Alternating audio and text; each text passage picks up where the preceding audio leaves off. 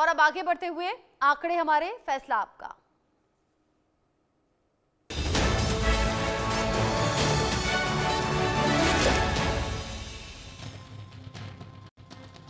YouTuber और podcaster Ranveer Allahbadia की मुश्किलें और ज्यादा बढ़ सकती हैं। लगातार थू-थू तो हो ही रही है। कॉमेडियन समय रैना के साथ में जो इंडियाज गॉट टैलेंट शो में पहुंचे थे रणवीर इलाहाबादिया, उसके बाद से ही लगातार उन पर कमेंट होने लगे।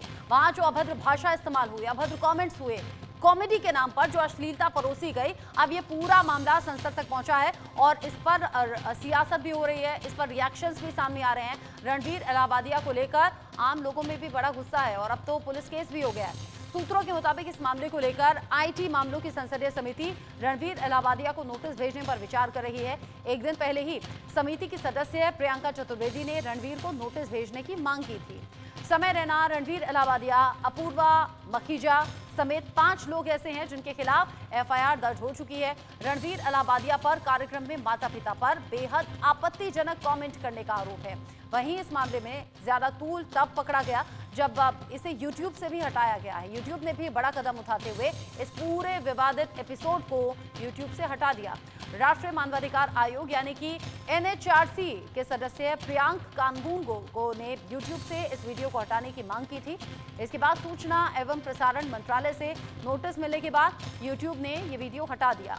इधर एक हिंदूवादी संगठन रणवीर का मुंह काला करने वाले को 1 लाख इनाम देने की घोषणा कर रहे हैं। रणवीर इलाहाबादिया की टिप्पणी पर सिंगर बी प्राक भी भड़क गए और बी प्राक के रणवीर के पॉडकास्ट पर जाने से उन्होंने मना कर दिया। बी प्राक कह रहे हैं कि पहले मैं पहुंचने वाला था रणवीर के पॉडकास्ट पर, लेकिन अब मैंने इसे कैंसिल कर दिया है।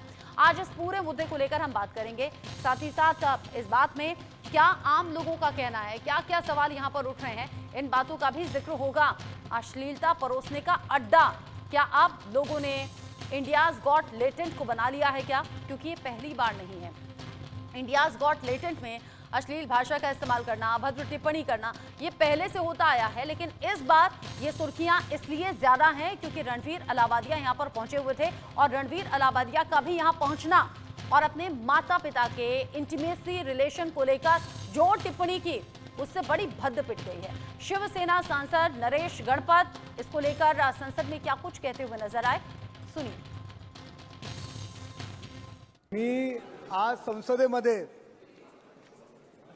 सोशल मीडिया, पॉडकास्टर आणि OTT प्लॅटफॉर्मवर जे चुकीच्या पद्धतीने भारतीय संस्कृतीवर घाला घालण्याचे जे प्रयत्न सुरू आहेत, याविषयी विशिष्ट कायदा झाला पाहिजे या संदर्भात या ठिकाणी बोलत आहे। काल रणवीर इलाहाबादिया सारख्या इन्फ्लुएन्सरनी आई वडिलांच्या संदर्भात अनेक चुकीची विधानं केली। आपल्या संस्कृतीवरती घाला घालण्याचं काम ही सर्व मंडळी करत आहेत। OTT प्लॅटफॉर्मवर लोकशाहीच्या नावावरती चुकीच्या पद्धतीने विषय हँडल करायचे, देवदेवतांच्या विरुद्ध चुकीच्या पद्धतीने बोलायचे। याला कारण OTT प्लॅटफॉर्मवर कोई भी सेंसर नहीं है, उनको दिशा नहीं है, उनके कंटेंट पे कुछ भी दिशा नहीं है। कुछ भी पॉलिटिकल के बारे में कुछ भी अनाप शनाप बातें करने की ये जो रिवाज चालू है, इसके ऊपर सेंट्रल गवर्नमेंट ने ध्यान देना चाहिए और सेंसर लगाना चाहिए। OTT प्लेटफॉर्म्स, सब पॉडकास्टर, उनके लिए सख्त कायदा बनाना चाहिए और उनके ऊपर तुरंत गुना दाखिल करना चाहिए। ये विषय ये सभागृह में मैं आपके सामने रखता हूं। श्रीमती प्रतिमा मंडल जी।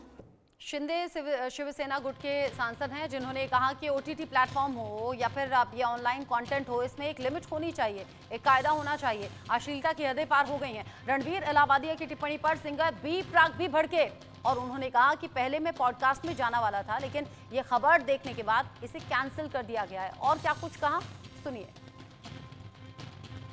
राधे राधे दोस्तों, कैसे हो आप सब? मैं ना यार एक पॉडकास्ट में जाने वाला था अभी, जो beer biceps, and we cancel that. क्यों? क्योंकि आपको पता है कि वो कैसी पैथेटिक थिंकिंग है और कैसे शब्द यूज करे गए हैं समय रैना के शो पे। I think this is, I think नहीं यार, मतलब ये हमारा इंडियन कल्चर नहीं है, ये हमारा कल्चर ही नहीं है। इस पूरे मामले को लेकर राष्ट्रीय सनातन सेना भी भड़क गई है और सीधे तौर पर कह दिया कि जो रणवीर इलाहाबादिया का मुंह काला करेगा, गधे पर बिठाकर घुमाएगा, उसे 1 लाख नगद दिया जाएगा। सुनिए।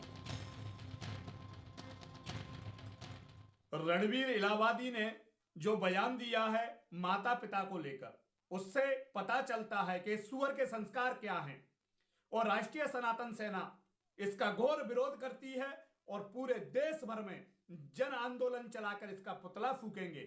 और मैं सभी भाइयों से अपील करता हूं और अपनी घोषणा करता हूं कि जो कोई इसका मुंह काला करेगा उसको राष्ट्रीय सनातन सेना 1 लाख रुपए का नगद पुरस्कार देगी और इसका घोर विरोध करेंगे। और राष्ट्रीय सनातन सेना के किसी पदाधिकारी को रणवीर इलाहाबादी मिल जाता है तो इसका मुंह काला करके गधे पर बिठाकर इसका जुलूस निकालेंगे। जय श्री राम। ये कुछ रिएक्शंस हैं जिसमें पॉलिटिकल रिएक्शन भी हैं और राष्ट्रीय सनातन सेना ने भी बोल दिया। अलग अलग मांगे अब हो रही हैं। पुलिस में भी एफआईआर दर्ज कराई गई है और अब मुश्किल बढ़ने वाली है रणवीर इलाहाबादिया, समय रैना और बाकी इन्फ्लुएंसर्स की। इसको लेकर कुछ सवाल हमने भी लोगों के बीच में जाकर पूछे। हमने पूछा कि अपने कंटेंट के चलते इंडियाज गॉट टैलेंट शो विवादों में है क्या? इस शो के जरिए अश्लीलता परोसने का काम हो रहा है क्या?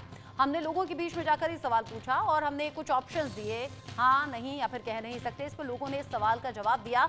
85% लोगों ने कहा कि हाँ, हमें ऐसा लगता है कि ये शो सिर्फ अश्लीलता परोसने के लिए, क्योंकि ये पहला शो नहीं है जहां गाली का इस्तेमाल हुआ है, जहां पर अश्लील भाषा का इस्तेमाल हुआ है और ये अश्लील कंटेंट यहां सामने आया हो। लेकिन इस बार बातें और कुछ ऊपर के लेवल पर हुई हैं और रणवीर इलाहाबादिया इस शो का हिस्सा रहे, इसीलिए बहुत ज्यादा बात बढ़ गई।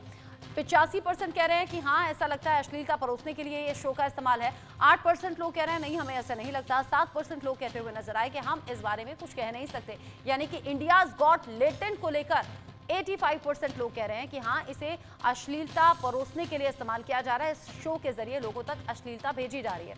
दूसरा सवाल जो हमने लोगों से जाकर पूछा, हमने पूछा अडल्ट कंटेंट परोसने वाले शो के लिए सोशल मीडिया पर क्या गाइडलाइंस होनी चाहिए, क्या यहाँ भी कि कुछ नियम होने चाहिए।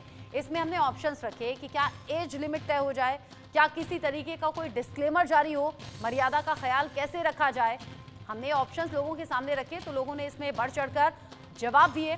33% लोग ऐसे कह रहे हैं कि एज लिमिट यहाँ पर तय होनी चाहिए, क्योंकि अभी तो हर कंटेंट बच्चों तक पहुँच जाता है या फिर अंडर एज लोगों के पास पहुँच जाता है, 18 से अंडर 18 वालों तक पहुँच जाता है। इसमें 33% लोग कह रहे हैं कि एज लिमिट होनी चाहिए। 6% लोग ऐसे भी हैं, कह रहे हैं कि डिस्क्लेमर जारी हो, उसके बाद जो देखे वो उसकी अपनी मर्जी हो सकता है। 59% लोग कह रहे हैं कि इसमें मर्यादा का ध्यान रखा जाए, ऐसे ही कोई भी कंटेंट सोशल मीडिया पर नहीं आना चाहिए। 2% लोग ऐसे भी हैं जो कह रहे हैं कि हम इस मामले में कुछ कह नहीं सकते। अलग अलग सवाल हैं, अलग अलग रिएक्शंस हैं जो इस पूरे मामले को लेकर सामने आ रहे हैं। हम इसको लेकर बात कर लेते हैं। वेद भूषण जी मेरे साथ में हैं, एसीपी रिटायर्ड दिल्ली पुलिस, जो कि इस पूरे मामले पर अपनी प्रतिक्रिया देंगे। साथ ही साथ डॉक्टर स्वाति जिंदल हैं, एओआर सुप्रीम कोर्ट। नाजिया इलाही खान मेरे साथ में जुड़ी हुई हैं, सामाजिक कार्यकर्ता के तौर पर। आप सभी का बहुत स्वागत। सबसे पहले डॉक्टर स्वाति जिंदल, मैं आपसे पूछना चाहूंगी, नियम क्या कहता है